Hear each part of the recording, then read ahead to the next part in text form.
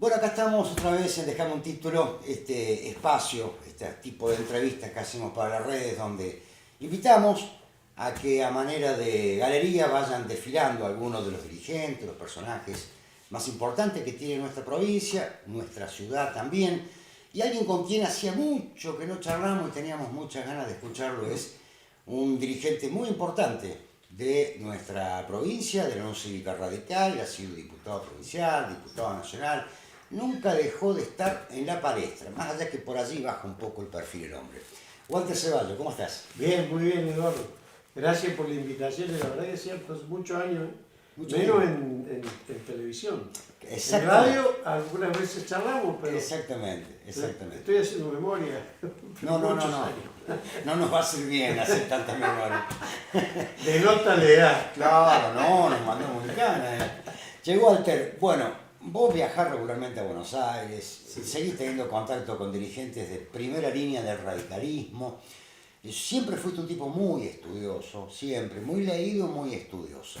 ¿Cómo estás viendo este contexto, esta actualidad de nuestro país? Bueno, cuando hace muy poquito acaba de aprobarse la primera ley del gobierno nacional, la ley base y el paquete fiscal. A ver, Eduardo, la Argentina viene de un periodo muy largo,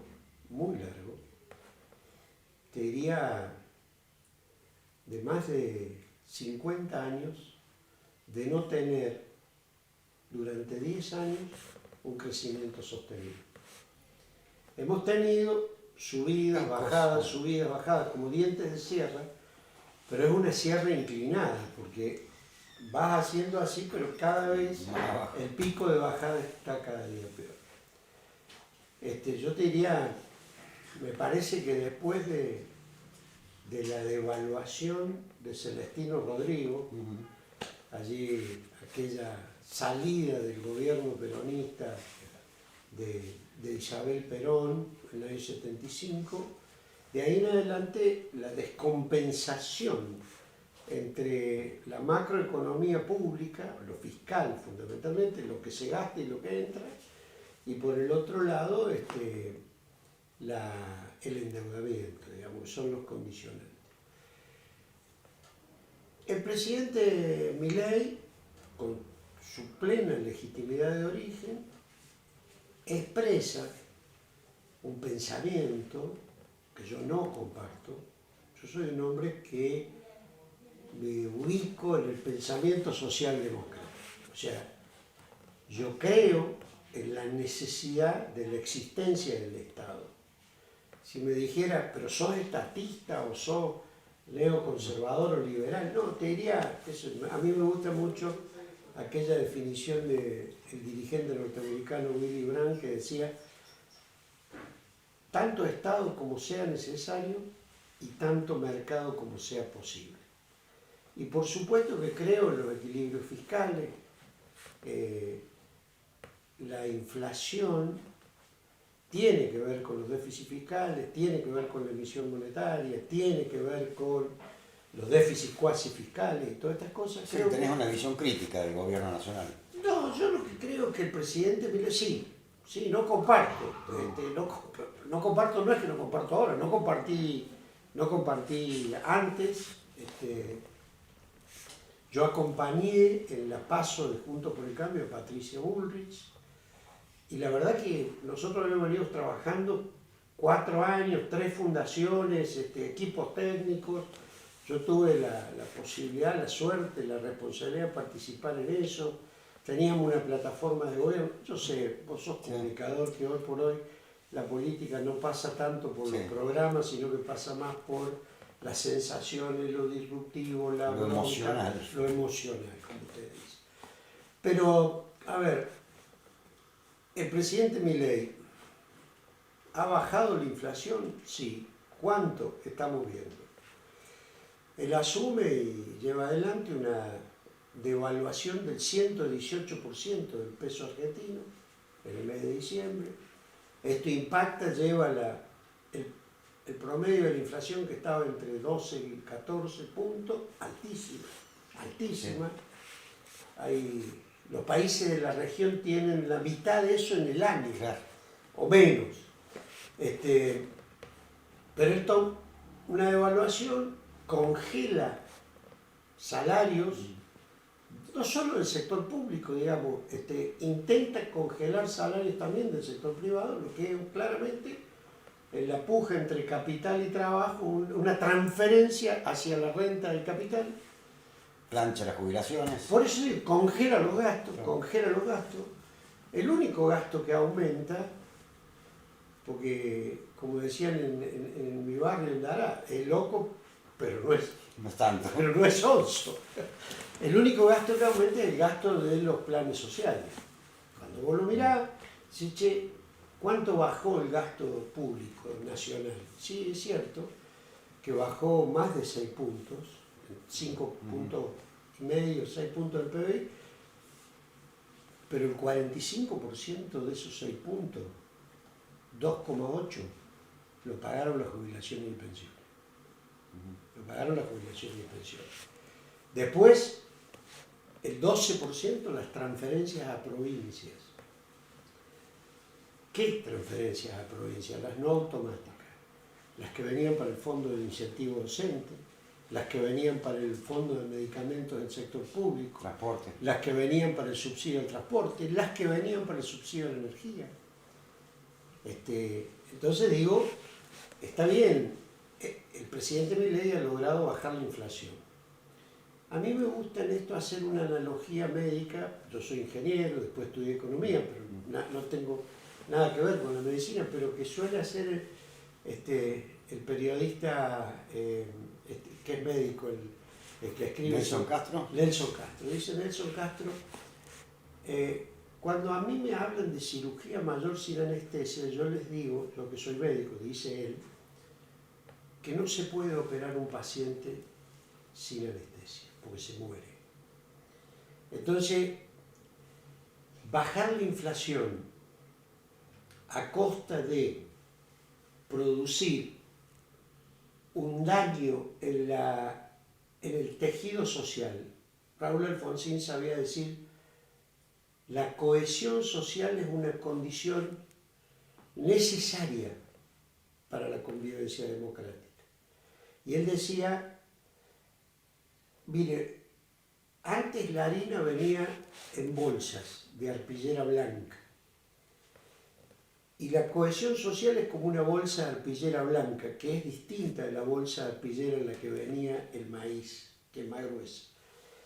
Vos la vas cargando y se va deformando, se va haciendo como una pera. Sí. Y la seguís cargando y sigue aguantando. Te llega un momento que se rompe. Cuando se rompe, la harina que se cae, no la recuperas más. En la Argentina nos viene pasando que cada vez más argentinos y argentinas, particularmente menores de 18 años, se nos caen de la cohesión del tejido social a la pobreza primero y a la indigencia después. Entonces, a mí me parece que hay que cuidar mucho cuál es el factor para que eso no ocurra.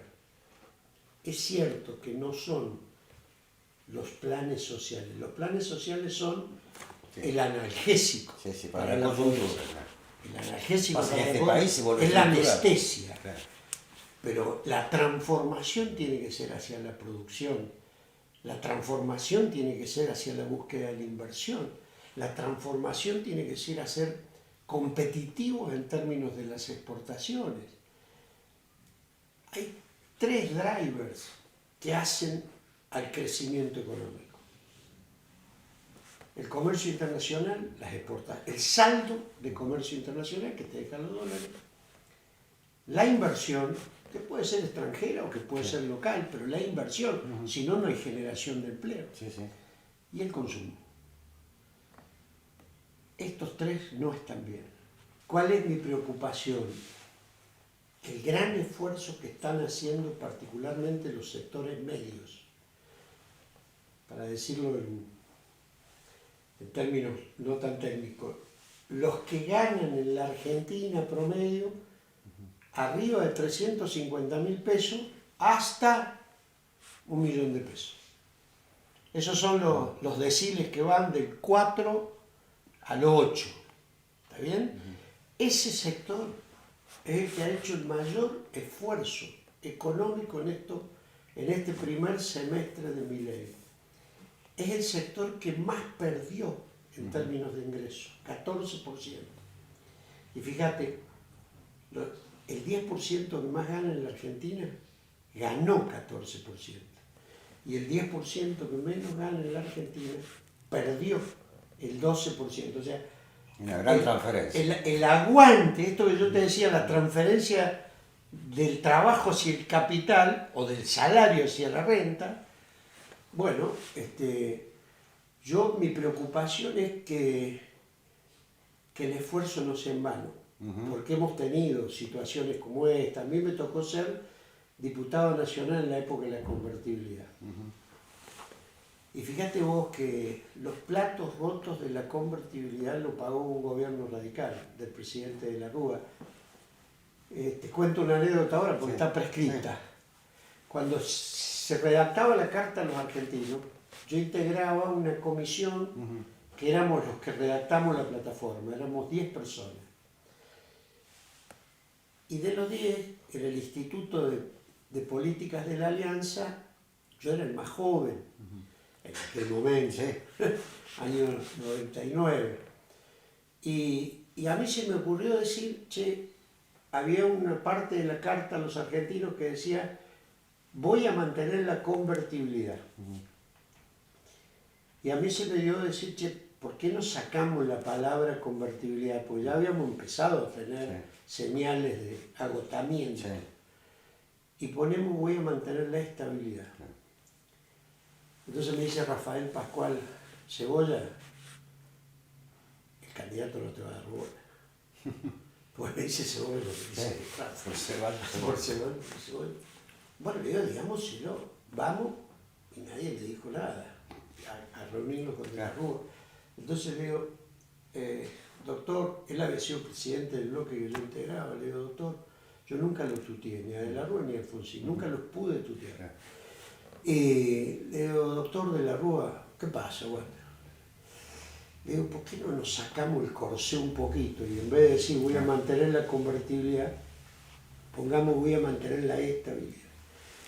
Abre la última encuesta y el 77% de los argentinos quería que se mantuviera la convertibilidad, del 1 a 1, un peso, un dólar. No andabas con mucho olfato en ese momento entonces. No, pero ¿sabes qué pasa? Que a veces lo electoral trae buenos resultados electorales y pésimos resultados de gestión de gobierno. Sí.